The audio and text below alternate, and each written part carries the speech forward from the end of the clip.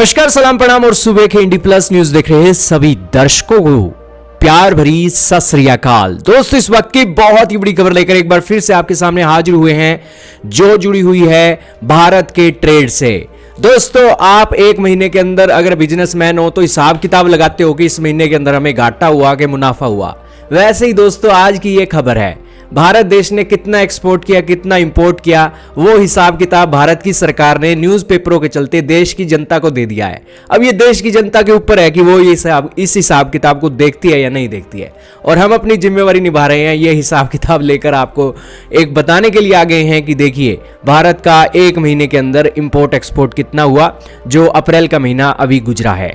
आपके सामने आर्टिकल चल रहा है दोस्तों मनी कंट्रोल का, जिसके अंदर बताया गया है कि भारत का merchandise trade deficit 19.1 billion dollar तक बढ़ गया है। ये इसलिए बढ़ा क्योंकि भारत के लोगों ने, भारत के जो वो एक सोने के व्यापारी हैं, उन्होंने गोल्ड का इंपोर्ट बहुत ज्यादा किया है और हमारा जो एक्सपोर्ट है वो कम हुआ है, जिस कारण से हमारा ट्रेड डेफिसिट 19.1 बिलियन डॉलर का हो गया है। अब आप कहोगे कि यार शादियां तो हो नहीं रही है, तारे तुरे डूबे हुए हैं, तो फिर ये इतना गोल्ड इंपोर्ट कैसे हुआ?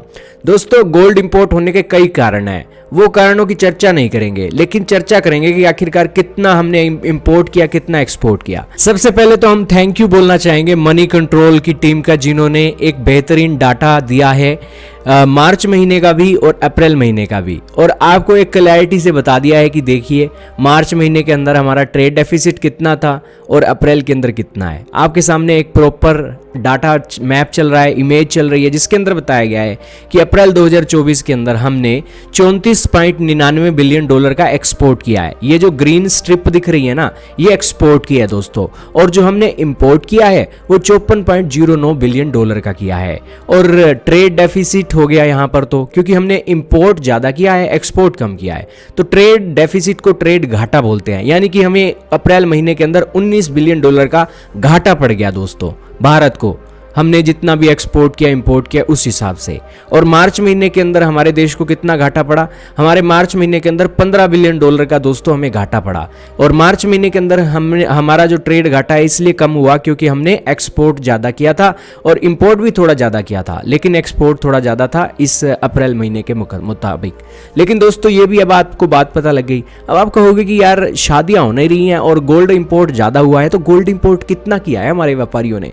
दोस्तों, बताया जा रहा है कि 1.1 बिलियन डॉलर का एक गोल्ड का इंपोर्ट हुआ था पिछले साल अप्रैल महीने के अंदर, लेकिन इस बार 3 गुना बढ़ गया है और 3.11 बिलियन डॉलर का गोल्ड इंपोर्ट हुआ है।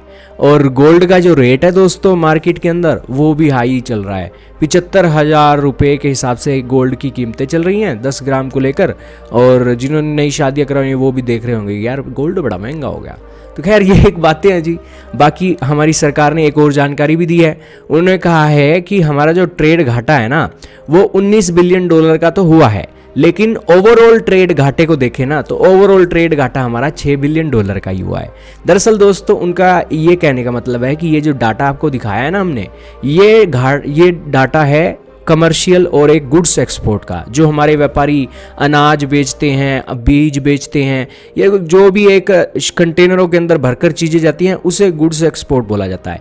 एक होता है दोस्तों सर्विस एक्सपोर्ट। एक जो पढ़े लिखे लोग होते हैं वो अपनी सर्विसेज देते हैं ऑनलाइन माध्यम से, तो उस सर्विस का एक्सपोर्ट करके भी भारत को मोटी कमाई होती है।